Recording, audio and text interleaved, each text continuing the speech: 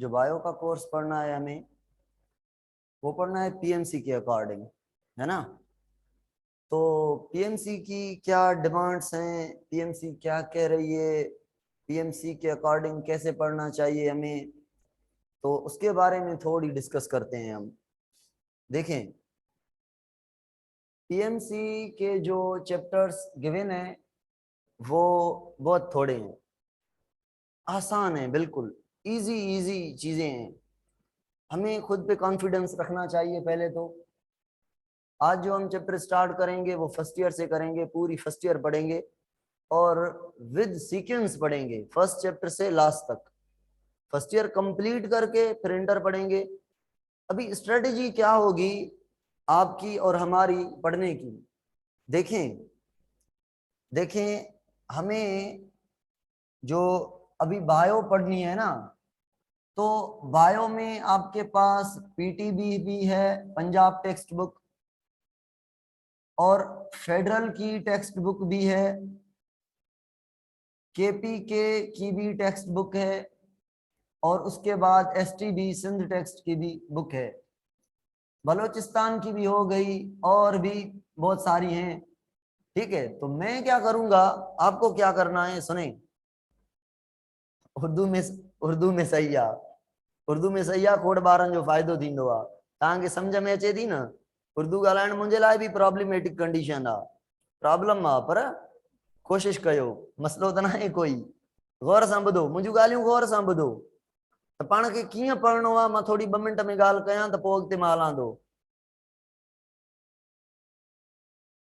Hadika course complete हो जाएगा आराम से, कोर्स कंप्लीट जुलाई के लास्ट तक कोर्स कंप्लीट हो जाएगा। कोर्स है क्या, इंटर के 6 चैप्टर्स हैं, कुल 6 चैप्टर्स पढ़ने हमें इंटर में से।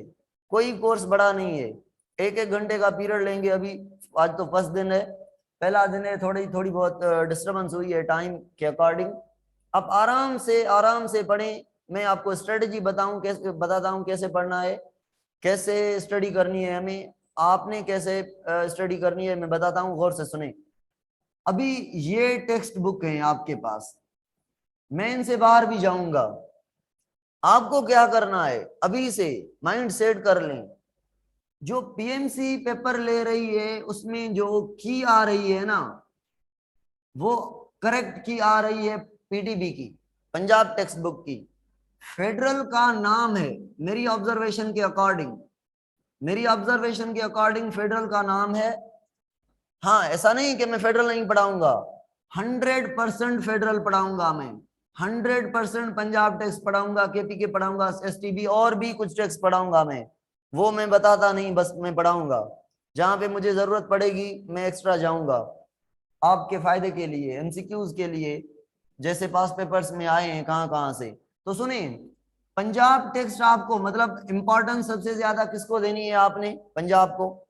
तो अभी से पंजाब बुक खरीद लें, पढ़ा होगा मेडिकल के स्टूडेंट हैं आप, पंजाब टेक्स्ट खरीद लें। जो मैं पढ़ाता हूं उसकी लाइन लाइन लाइन अंडरलाइन करते जाएं। जो बात समझ ना आए पंजाब की, उसे हाईलाइट कर दें। ये पॉइंट समझ नहीं आई, उसे डिस्कस करें, मुझसे ऑनलाइन क्लास में पूछें, आपस में ग्रुप बने हुए हैं उन पे डिस्कशन करें, ठीक है ना। तो फर्स्ट जो प्रायोरिटी हमें देनी है वो देनी है पंजाब टेक्स्ट को, ठीक है। बाकी अगर अगर अब मैं पूछूं, अब क्लेश आ रहा है एक बात पे, एसटीबी एक बात कर रहा है, केपी के दूसरी कर रहा है, फेडरल तीसरी कर रहा है, पंजाब चौथी कर रहा है। किसको गलत मानेंगे, इन सभी को हम गलत मानेंगे इनको, मोस्ट ऑफ द केसेस में। बाकी जहां पे क्लेश होगा मैं आपसे डिस्कस करूंगा, ये क्लेश है, ये ऐसे कह रहा है, ये ऐसे कह रहा है, सही कौन है क्यों है, तो मैं बताता जाऊंगा। आपको सही समझना है किसे, पीडीबी को। मतलब पंजाब टेक्स्ट को फर्स्ट प्रायोरिटी देनी है पढ़ने में हमें। हाँ, क्लास के पीडीएफ मैं क्लास खत्म करते ही भेज दूंगा, ठीक है ना, क्लास खत्म करते ही मैं भेज दूंगा पीडीएफ आपको, या 7 बजे छुट्टी होगी मैं भेज दूंगा इंशाल्लाह, तो वो टेंशन ना करें। अभी अभी हमें सेल पढ़ना है, तो ये बात समझ आई।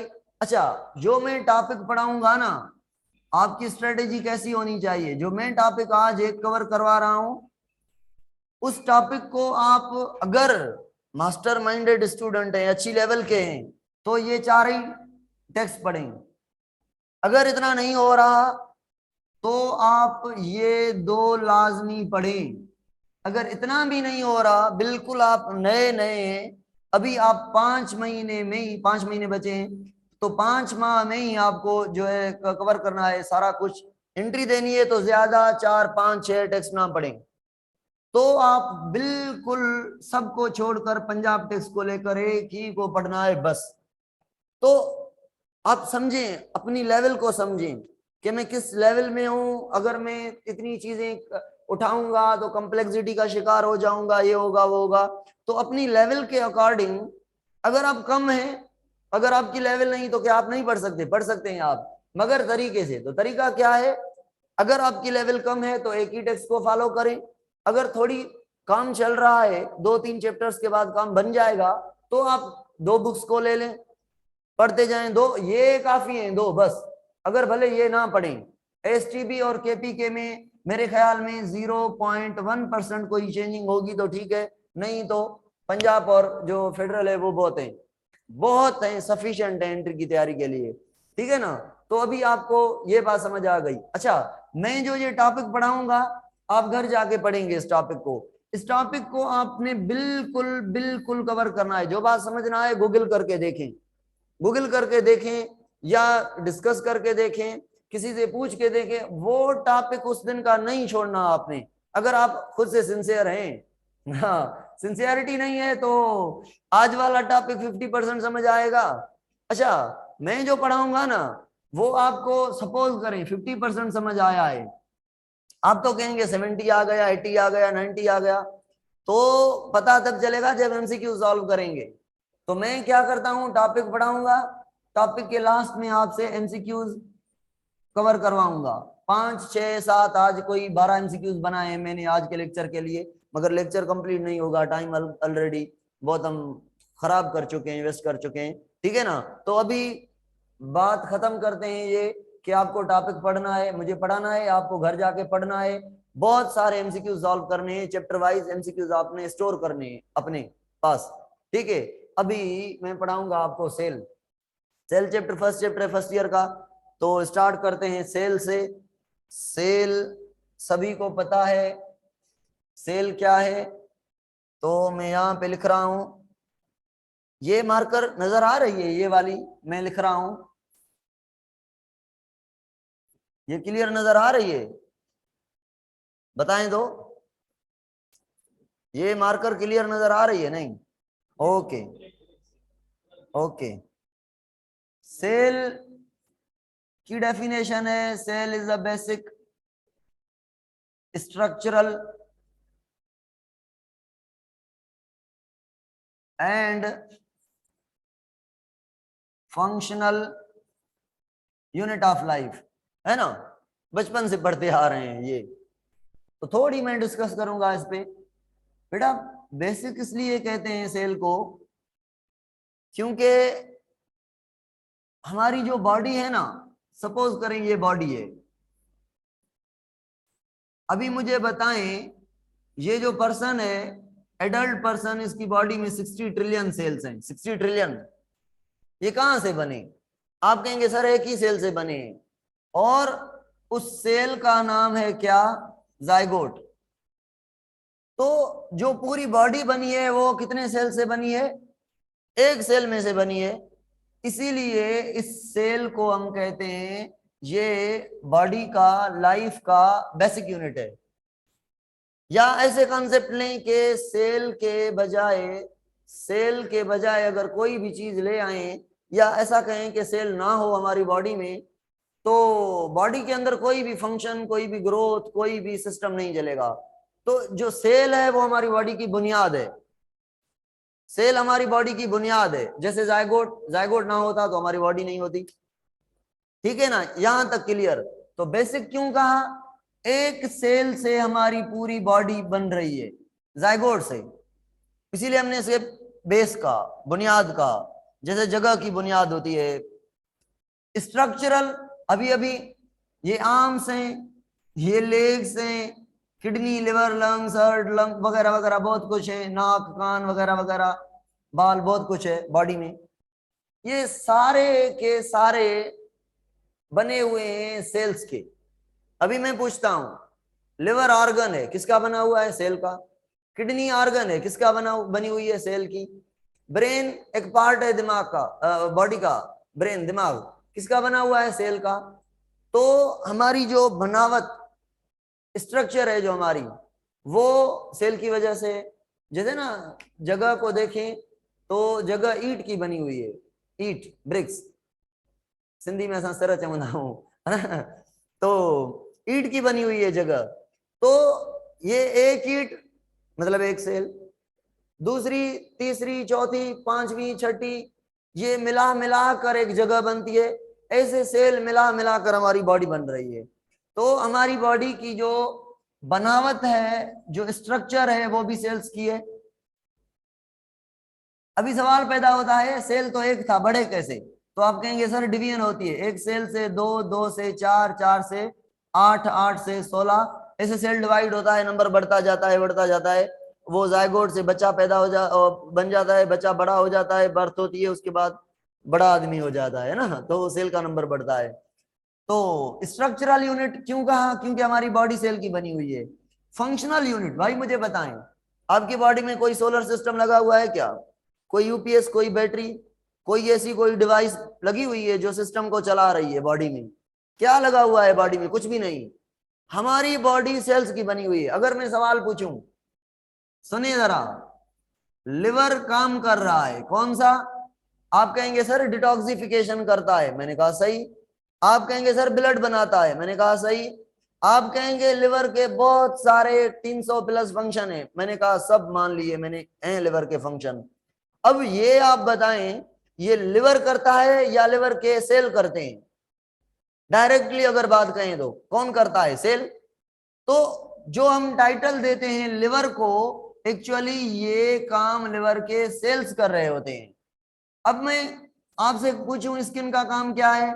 आप कहेंगे सर प्रोटेक्ट करना। तो मैं कहूंगा skin as a whole protect करती है, मगर बनी किससे? किससे? सेल से। तो ये सेल्स ऐसे हैं जो प्रोटेक्शन, स्किन बनाते हैं, प्रोटेक्शन करते हैं।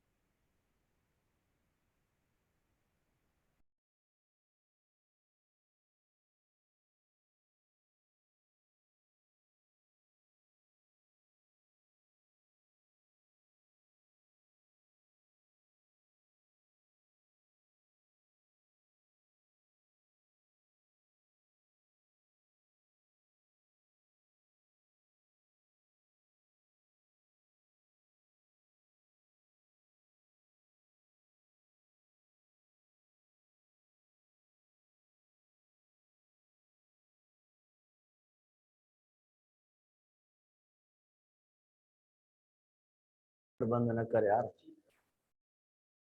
असांजो नुकसान थी तो हिते ना आहे यूपीएस। रियाज़ खे चओ जनरेटर बंद ना आहे करणो, चओ। अभी आ रही है वॉइस, अभी आ रही है वॉइस। हाँ थोड़ा। अच्छा सुने, कहाँ पे थे हम? कि जो सेल है वो, सेल क्या है? सेल बेसिक, स्ट्रक्चरल और फंक्शनल यूनिट है ना? यही इसी बात पे थे हम। तो हमारी बॉडी में जो भी फंक्शन हो रहे हैं वो कौन कर रहा है? सेल कर रहा है। तो सेल हमारी बॉडी का फंक्शनल यूनिट है, सेल, ऑर्गन नहीं, टिश्यू नहीं। अच्छा, अभी सीधे टॉपिक पे आते हैं हम। सेल, सेल के पार्ट्स मैं यहां पे ड्रा कर रहा हूं। एक सेल, ये हमारा हो गया सेल। जनरल सेल बता रहा हूं, प्लांट का नहीं, बैक्टीरिया का नहीं, एनिमल का नहीं, जनरल।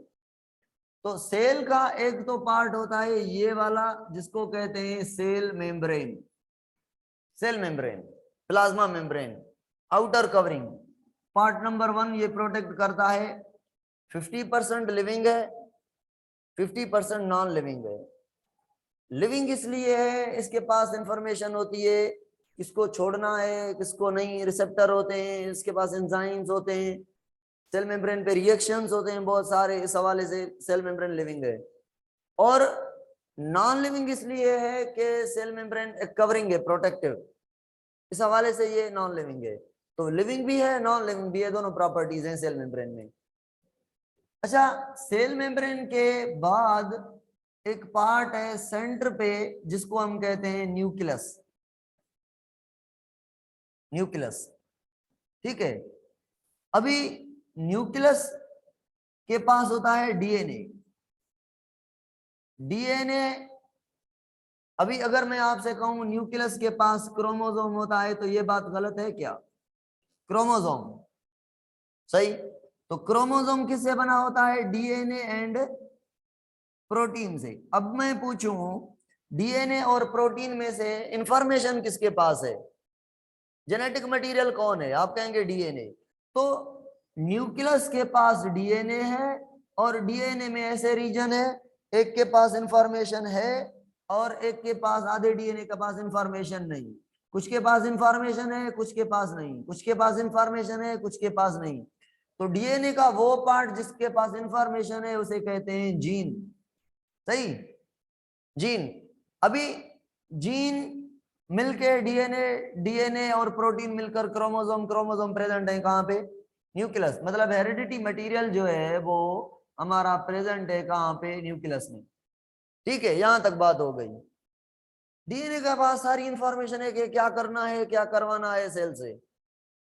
अभी मैं कहूंगा जो न्यूक्लियस है ना, ये ब्रेन है सेल का।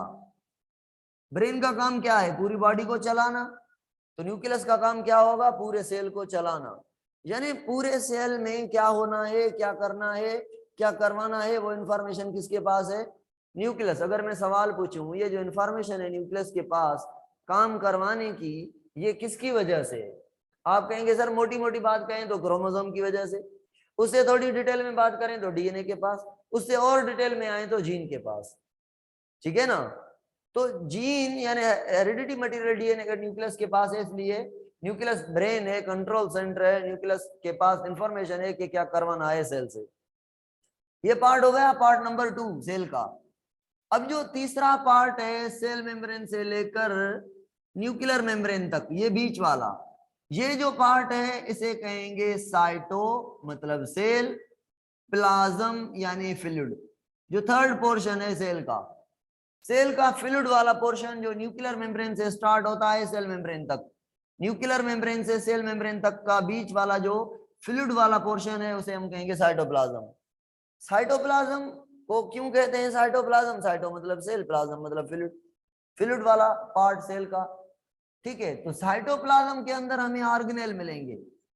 अभी ऑर्गेनेल क्या है? ऑर्गेनेल, ऑर्गेनेल्स जैसे ना हम कहते हैं ऑर्गन, ऑर्गन क्या है? ऑर्गन बॉडी के वो पार्ट जो ऑर्गेनिज्म यानी बॉडी के लिए काम कर रहे हो, बॉडी के वो पार्ट जो बॉडी के लिए काम कर रहे हो उसे हम ऑर्गन कहेंगे। जैसे हार्ट किसके लिए काम कर रही है? बॉडी के लिए। लिवर बॉडी के लिए, लंग्स बॉडी के लिए, किडनी बॉडी के लिए, स्किन बॉडी के लिए, आईज बॉडी के लिए। तो बॉडी के पार्ट जो बॉडी के लिए काम करें वो ऑर्गन, सेल के पार्ट जो सेल के लिए काम करें वो ऑर्गेनेल। साइटोप्लाज्म में प्रेजेंट है तो साइटोप्लाज्मिक ऑर्गेनेल। तो ऑर्गेनेल की डेफिनेशन क्या है? कंपोनेंट ऑफ सेल और the part of cell which perform the function for the cell, सही है। जो स्ट्रक्चर्स हैं सेल के साइटोप्लाज्म में या सेल में उन्हें हम ऑर्गेनेल्स कहते हैं। तो साइटोप्लाज्म के पास ऑर्गेनेल है mitochondria, chloroplast, lysosome, Golgi body, endoplasmic reticulum, ribosome वगैरह वगैरह सारे, स्पेरोसोम, माइक्रोसोम, ठीक है। तो ये सारे पढ़ेंगे। अभी साइटोप्लाज्म के अंदर जो ऑर्गेनेल हैं ये करते हैं काम, ये करते हैं फंक्शन। फंक्शन कौन कर रहा है? ऑर्गेनेल मतलब साइटोप्लाज्म। कौन करवाएगा फंक्शन? न्यूक्लियस।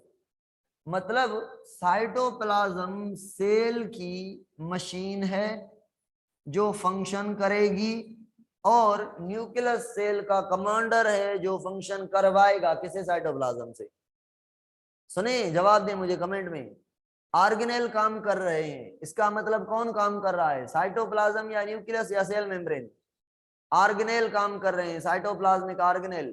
तो इसका मतलब है साइटोप्लाज्म काम कर रहा है, ठीक है ना। मोटी मोटी बात करें तो साइटोप्लाज्म काम कर रहा है, ठीक।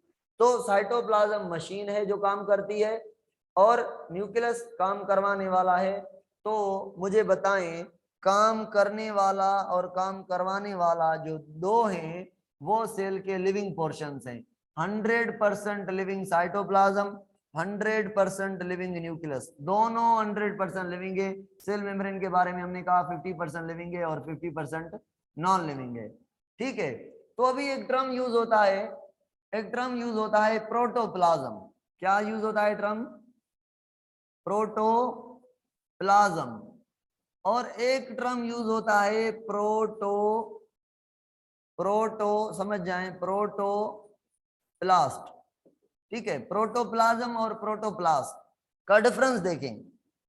अभी अगर मैं आपसे कहूं living portion of cell is called as protoplasm, यानी मैं, मेरा मतलब क्या है, किसको मैं ज्वाइन कर रहा हूं? आप कहेंगे सर न्यूक्लियस और साइटोप्लाज्म को मिला के आप कह रहे हैं प्रोटोप्लाज्म। क्यों? क्योंकि मैंने कहा protoplasm is a living part of cell. तो लिविंग पार्ट कौन से हैं?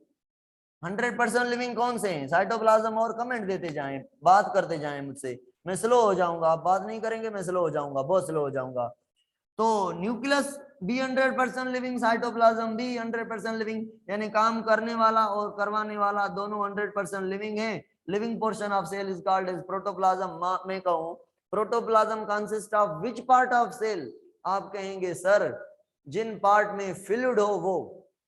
मैं कह रहा हूं फ्लूइड तो न्यूक्लियस के पास है, न्यूक्लियस के फ्लूइड को कहते हैं न्यूक्लियोप्लाज्म। क्या कहते हैं? न्यूक्लियो मतलब न्यूक्लियस, प्लाज्म मतलब फ्लूइड। और मैं कहूंगा और जो फ्लूइड है वो साइटोप्लाज्म के पास है, जिसे हम कहते हैं साइटोप्लाज्म। तो न्यूक्लियोप्लाज्म और साइटोप्लाज्म यानी न्यूक्लियस एंड साइटोप्लाज्म फ्लूइड वाले पोर्शन है। प्रोटोप्लाज्म की डेफिनेशन ऐसे करूं मैं, the living and fluid portion of the living portion of cell that is fluid in nature, which consists of nucleus and cytoplasm, collectively called as protoplasm.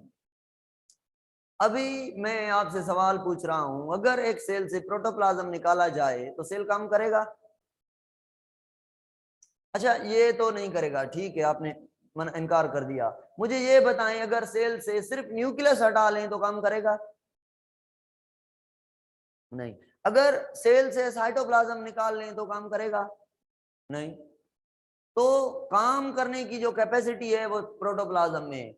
अभी living कौन है? जिसके पास सेल हो। लिविंग ऑर्गेनिज्म कौन से हैं? जिनके पास सेल हो। तो लिविंग ऑर्गेनिज्म दो तरह के होते हैं, एक यूनिसेल्यूलर, एक multicellular. Unicellular bacteria, cyanobacteria, protozoa यानी प्रोटिस्टा सारा और प्रोकैरियोट यूनिसेल्यूलर है। Multicellular animal kingdom, plant kingdom, fungi kingdom, ये मल्टीसेल्यूलर है। मुझे ये बताएं ऑर्गेनिज्म और ऑर्गन में डिफरेंस क्या है? ऑर्गेनिज्म और ऑर्गन में डिफरेंस क्या है? सुनिए, ऑर्गेनिज्म उसे कहेंगे भले एक सेल का हो, भले मेनी सेल्स का हो, जैसे मैं 60 ट्रिलियन सेल्स का बना हुआ हूं, हाँ, भले बैक्टीरिया हो यूनिसेल्यूलर के बनी हो, अकेला सरवाइव करने की कैपेसिटी हो, अलोन सर्वाइवल कैपेसिटी हो, उसे हम ऑर्गेनिज्म कहेंगे। क्या जरूरी है कि ऑर्गेनिज्म के पास टिश्यू हो? क्या जरूरी है कि ऑर्गेनिज्म के पास ऑर्गन हो? क्या जरूरी है कि ऑर्गेनिज्म के पास ऑर्गन सिस्टम हो? नहीं। बैक्टीरिया के पास क्या है? सेल के अलावा कुछ भी नहीं है। तो अभी अभी ऑर्गन की मीनिंग सुने, अभी ऑर्गन की मीनिंग सुने। ऑर्गन उसे कहेंगे multi cellular body which perform the function for the body and can't survive alone. Organ उसे कहेंगे कि जो बॉडी से अलहदा सरवाइव ना कर सके। मतलब ऑर्गेनिज्म की डेफिनेशन क्या हो गई, भले यूनिसेल्यूलर हो भले मल्टी सेल्यूलर हो, अकेले रहने की कैपेसिटी है तो ये ऑर्गेनिज्म है। अभी मैं कह रहा हूं आपसे, इधर से बाजू को काट लेते हैं, बाजू को काट के फेंक दें, ये बाजू कितने सेल्स होंगे इसमें, बाजू में मिलियन सेल्स हैं, मगर अकेला सरवाइव नहीं करेगा, तो ये हमारा ऑर्गन है, ये हमारा पार्ट है, ये ऑर्गेनिज्म नहीं है। भले मल्टी सेल्यूलर है पर ऑर्गेनिज्म नहीं बन सका। किडनी में कितने सेल्स हैं, बहुत सारे सेल्स हैं, किडनी को निकाल दें बॉडी से, अकेले सरवाइव करेगी, नहीं करेगी। तो मतलब किडनी ऑर्गन है, ऑर्गेनिज्म नहीं है। ऑर्गेनिज्म किसे कहेंगे, भले एक सेल पे हो भले मल्टी सेल्यूलर हो, अकेले रहने की कैपेसिटी हो। बैक्टीरिया को देखें, एक सेल है, रह रहा है। हमें देखें, मल्टी सेल्यूलर, हम भी अकेले रह रहे हैं। तो अकेले रहने की कैपेसिटी जिसमें हो उसे हम ऑर्गेनिज्म कहेंगे, ठीक है, चाहे यूनिसेल्यूलर हो चाहे मल्टी सेल्यूलर हो। अभी कुछ बातें हैं जो मैं आपसे यहाँ डिस्कस करना चाहता हूँ, बेसिक बेसिक बातें मैं करना चाहता हूँ आज, कल से डिटेल में पढ़ेंगे। तो देखें भाई, ये जो सेल का पोर्शन है, ये वाला पोर्शन इसे कहेंगे साइटोप्लाज्म, ठीक है ना, साइटोप्लाज्म। अभी ऑन एन एवरेज सेल के पास 70 to 90% क्या होता है, सेल के पास क्या होता है, बताएं कमेंट में, वाटर। आप कहेंगे सर ऐसा नहीं है, ये जनरल बात है, कुछ ऐसे भी सेल्स हैं, जैसे ब्रेन सेल 85% वाटर है ब्रेन सेल में। आप कहेंगे सर कुछ ऐसे भी सेल हैं जिनमें 99% वाटर है। जेलीफिश सुना है, जेलीफिश का कलर पानी जैसा होता है, क्यों, ट्रांसपेरेंट होती है जेलीफिश, क्यों पता है, पानी में जेलीफिश को डाल देना तो पानी पानी नजर आएगा, जेलीफिश नहीं नजर आएगी। हालांकि जेलीफिश होगी देयर, जेलीफिश नजर नहीं आएगी, क्यों, क्योंकि ऑलमोस्ट 90% जेलीफिश पानी की बनी हुई है, तो वो ट्रांसपेरेंट है, वो कलर नहीं देगी, पानी जैसे बन जाएगी, पानी जैसा कलर है जेलीफिश का। दूध में कोई काली चीज होगी तो नजर आएगी ना, दूध में दूध जैसी चीज कहाँ नजर आएगी, तो पानी में पानी जैसी चीज कहाँ नजर आएगी, जेलीफिश का पानी जैसा कलर है, कलरलेस हो गई। अच्छा, आप कहेंगे सर बोन सेल भी हैं और सीड सेल भी हैं, सीड एंड बोन, जिनमें जो वाटर है वो 20% है। मैंने कहा भाई इनको छोड़ दें, ये एक्सेप्शनल चीजें हैं, जनरली बात करें तो 70 to 90% सेल के पास वाटर होना चाहिए, इन जनरल, कोई भी सेल हो। अगर मैं कहूं सर सुने, यहां से पानी निकल रहा है बाहर, प्रोसेस को क्या कहेंगे, आप कहेंगे सर प्रोसेस को कहेंगे एक्सो ऑस्मोसिस मूवमेंट ऑफ सॉल्वेंट, एक्सो मतलब बाहर, वाटर सॉल्वेंट नहीं है क्या, तो वाटर का निकलना एक्सो ऑस्मोसिस, वाटर का अंदर जाना क्या होगा, एंडो ऑस्मोसिस। गुड, सुने मैं एक बेहतरीन डिफरेंस बताने जा रहा हूं अभी। एक्सो ऑस्मोसिस किसको कहा, पानी के निकलने को, एंडो ऑस्मोसिस किसे कहा, पानी के अंदर जाने को। अगर अगर अगर एक्सो ऑस्मोसिस हो रही है और जो पानी की लेवल है वो इस नॉर्मल रेंज से, नॉर्मल रेंज क्या है पानी की, नॉर्मल रेंज 70 to 90 से वाटर सेल के अंदर कम हो रहा है, कहां से कम हो रहा है वाटर, नॉर्मल रेंज से, तो सेल क्या करेगा, सेल सिकुड़ता जाएगा, सेल श्रिंक होता जाएगा। सुने बात, सुने, अगर एक वाटर बाहर निकले एक्सो ऑस्मोसिस, एक वाटर अंदर जाए एंडो ऑस्मोसिस, सेल सिकुड़ेगा, सेल श्रिंक होगा, बताएं कमेंट में। एक वाटर 10 वाटर बाहर आए 10 अंदर गए, सेल नहीं सिकुड़ेगा भाई, कहां सिकुड़ेगा, 10 गए 10 आए, एक गया एक आया, बैलेंस इक्विलिब्रियम मेंटेन है, तो नहीं होगा कुछ भी। अगर मैं कहूं इतना पानी निकल रहा है, इतनी एक्सो ऑस्मोसिस हो रही है कि सेल श्रिंक हो रहा है, क्या हो रहा है, सेल श्रिंक हो रहा है। श्रिंक का मतलब समझते हो, श्रिंक का मतलब है फ्लैसिड, सिकुड़ जाना। किसकी वजह से सेल श्रिंक हो गया, आप कहेंगे सर पानी निकल गया, इसलिए जो सेल मेम्ब्रेन है सेल वॉल को छोड़ती अंदर जाएगी। अगर प्लांट सेल है उसके पास सेल वॉल होता है तो सेल मेम्ब्रेन अंदर सिकुड़ती जाएगी, सेल श्रिंक होता जाएगा। अगर स्टार्ट हो क्या, सेल का श्रिंक होना, अगर स्टार्ट हो सेल का श्रिंक होना, उसे कहेंगे प्लाज्मोलाइसिस। क्या कहेंगे? प्लाज्मोलाइसिस। प्लाज्मो का मतलब क्या है? फ्लूइड, और लाइसिस का मतलब क्या है? निकल जाना, टूट जाना। फ्लूइड का निकल जाना, प्लाज्मोलाइसिस। अगर प्लाज्मोलाइसिस स्टार्ट हुई है, क्या हुई है प्लाज्मोलाइसिस? अभी मुझे बताएं, प्लाज्मोलाइसिस और एक्सोऑस्मोसिस में क्या फर्क है? समझ आया? प्लाज्मोलाइसिस और एक्सोऑस्मोसिस में क्या फर्क है? प्लाज्मोलाइसिस हो सकती है एक्सोऑस्मोसिस के विदाउट? नहीं। मगर क्या आप एवरी एक्सोऑस्मोसिस को प्लाज्मोलाइसिस कहेंगे? जो भी एक्सोऑस्मोसिस हो रही है उसे प्लाज्मोलाइसिस कहेंगे। प्लाज्मोलाइसिस तब कहेंगे जब सेल श्रिंक हो रहा हो। ऐसा ना हो एक पानी आ रहा है दूसरा जा रहा है, उसे भी आप प्लाज्मोलाइसिस कहेंगे? नहीं भाई, उसे कहेंगे एक्सोऑस्मोसिस हो रही है पर प्लाज्मोलाइसिस नहीं। ऐसा ही है ना?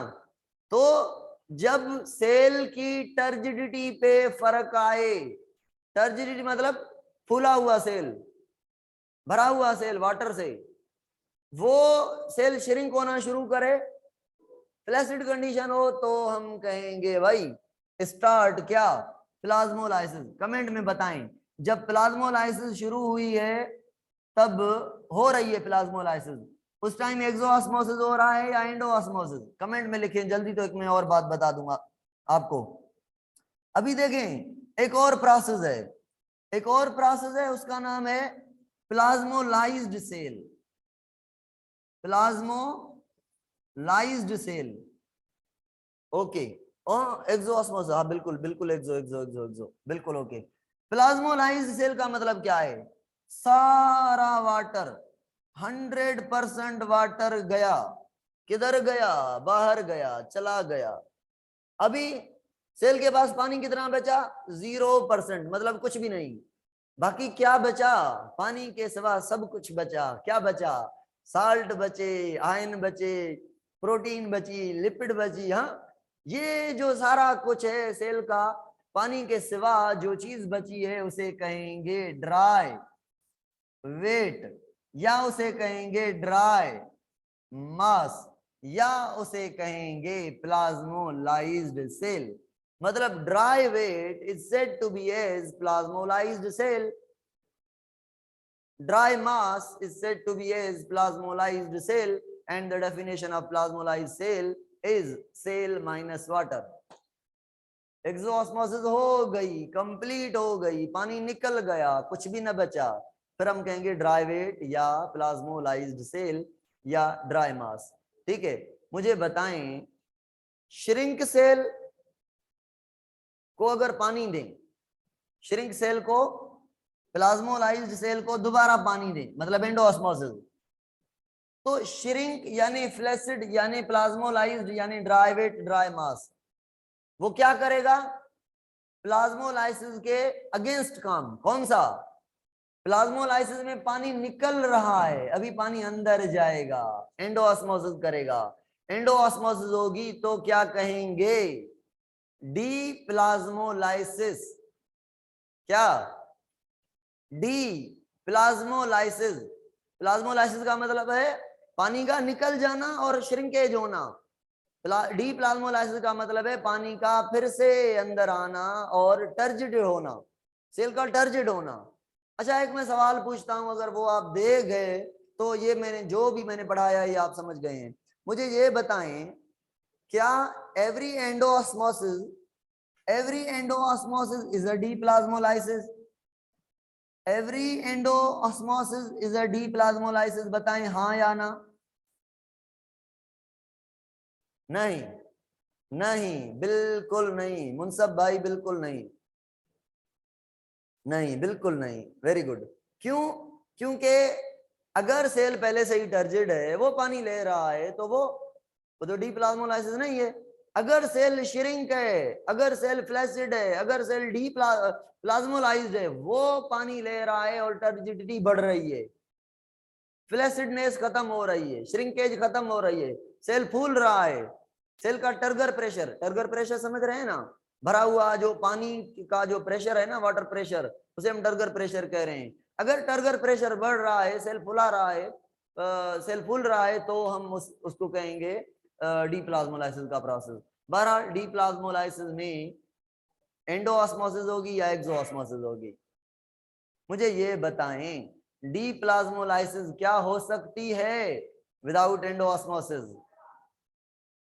हाँ, नहीं हो सकती ना। चलें भाई, कल कुछ कॉन्सेप्ट्स पढ़ेंगे, आज के लिए इतना काफी है। पहले से ही क्लास हमारे लेट स्टार्ट हुए थे, तो आज के लिए थोड़ा ओवरव्यू हो गया। कल इंशाल्लाह क्या करेंगे, हमने आज कुछ नहीं पढ़ा, ऐसा समझे, ओवरव्यू था बस। हमने प्रोटोप्लास्ट को समझा है, नहीं समझा वो भी नहीं समझाया मैंने, प्रोटोप्लाज्म का समझाया है, टर्जिड सेल हो गया, फ्लैसिड सेल हो गया, सेल के पार्ट्स भी मैंने पढ़ा है, सेल मेम्ब्रेन, साइटोप्लाज्म और न्यूक्लियस, किसका काम क्या है, किसका काम क्या है, सेल की डेफिनेशन हो गई। प्रोटोप्लास्ट किसे कहते हैं, ये एक टर्म हो जाए तो फिर कल स्लाइड से आगे पढ़ेंगे। देखें सर, वायरस को ऑर्गेनिज्म कह सकते हैं? वायरस, वायरस ना लिविंग ऑर्गेनिज्म है, ऑलवेज लिविंग है क्या वायरस? वायरस के पास साइटोप्लाज्म है, वायरस के पास प्रोटोप्लाज्म है, वायरस के पास न्यूक्लियस है? नहीं, तो वो लिविंग नहीं है, मगर लिविंग बन जाती है कब? जब उसे उधार पे सेल मिले, उधार पे मेजबान मिले, हॉस्ट मिले। तो हमारा सेल जब मिलेगा वायरस को, तो वायरस के पास डीएनए तो है ना, जेनेटिक मटेरियल, वो हमारा सेल यूज करके लिविंग बन के दिखाएगा टेम्पररी, सही है ना। तो उस कंडीशन में वायरस लिविंग है, नहीं तो वायरस जनरली लिविंग नहीं है। वायरस के चैप्टर में डिटेल में हम पढ़ेंगे। देखें भाई, ये हो गया मेरा प्लांट सेल। प्लांट सेल में आउटर कवरिंग को क्या कहते हैं, बताएं जल्दी। आउटर कवरिंग को सेल वॉल। सेल वॉल के अंदर कौन सी कवरिंग है? सेल वॉल के अंदर आप कहेंगे sir cell membrane. Cell membrane के अंदर क्या है? साइटोप्लाज्म और न्यूक्लियस। अगर प्लांट सेल से सेल वॉल को हटा लें तो बाकी क्या बचा? आप कहेंगे सर सब कुछ बचा। क्या बचा? सेल मेम्ब्रेन भी बची, साइटोप्लाज्म भी बचा, तो न्यूक्लियस भी बचा, है ना। सेल वॉल को निकालें तो क्या बच जाएगा? Cell membrane, cytoplasm, nucleus. तो इन तीन चीजों को मिला के हम कहते हैं प्रोटोप्लास्ट। अभी ये ना कहना कि एनिमल सेल को प्रोटोप्लास्ट कहेंगे। एनिमल सेल के लिए ये टर्म यूज नहीं होता, ये होता है उनके लिए जिनके पास सेल वॉल होता है, जनरली प्लांट के लिए। Plant cell minus cell wall is equal to protoplast. Protoplast की मतलब है cell body, cell body, cell minus cell wall. Cell wall को हटा लें, सेल मेम्ब्रेन, साइटोप्लाज्म और न्यूक्लियस को कलेक्टिवली हम क्या कहेंगे? प्रोटोप्लास्ट। और अगर मैं सवाल पूछूं अभी, प्रोटोप्लास्ट से सेल मेम्ब्रेन निकाल लें तो क्या बन जाएगा? प्रोटोप्लास्ट से सेल मेम्ब्रेन निकाल लें तो बच जाएगा न्यूक्लियस और साइटोप्लाज्म, मतलब प्रोटोप्लाज्म बच जाएगा। अगर मैं फिर सवाल पूछूं, प्रोटोप्लाज्म से, कमेंट नहीं आ रहे अभी, बहुत कम आ रहे हैं। अब अगर मैं पूछूं प्रोटोप्लाज्म से न्यूक्लियस निकाल लें, प्रोटोप्लाज्म से न्यूक्लियस निकाल लें तो क्या बचेगा? ये प्रोटोप्लाज्म, साइटोप्लाज्म और न्यूक्लियस, न्यूक्लियस को हटा लें तो बाकी बचा साइटोप्लाज्म। गुड, ठीक है, आज के लिए काफी है बस, कल आगे पढ़ेंगे। कल के लिए मुझे बहुत पढ़ाना था आज, पर क्या करें, अनफॉर्चुनेटली हम कुछ भी नहीं पढ़ सके आज, ठीक है ना। देखें कि क्या क्या पढ़ना था हमें। ये हमें सेल थ्योरी पढ़नी थी, बहुत सिंपल। ये हमें सेल के टाइप्स पढ़ने थे, ये प्रोकैरियोट और यूकैरियोट आज का टॉपिक था, सही है। ये प्रोकैरियोट और यूकैरियोट आज का टॉपिक था, उसके similarity, differences, animal cell, plant cell, और ये कुछ एमसीक्यूज थे। बहरहाल ये कल पढ़ेंगे, कोई जल्दी नहीं, आज फर्स्ट डे था अकेडमी का, इसलिए थोड़ी लेट हो गई। सिस्टम को चलाने में, बच्चों को बिठाने में, फिजिकल वाले बच्चे प्रॉब्लम कर रहे थे ना, कि हर किसी को अपनी जगह देनी थी, ये वो, तो इसलिए 2-3 दिन ऐसा होगा। 15-20 मिनट सर राजेश साहब ऑलरेडी आपको बता चुके हैं, तो 15-20 मिनट का प्रॉब्लम होता रहेगा 2-3 दिन, आगे नहीं होगा इंशाल्लाह। पूरे 3 बजे क्लास स्टार्ट करेंगे 2-3 दिन के बाद, ठीक है बाबा। अल्लाह हाफिज। अभी ब्रेक है, अभी ब्रेक है 15-20 मिनट। 15 मिनट के बाद आपकी फिर क्लास होगी, ठीक है ना। फिर आपकी फिजिक्स या इंग्लिश की क्लास है मेरे ख्याल में, टाइम टेबल सही याद नहीं मुझे, ठीक है ना। Okay okay, Allah Hafiz, thank you.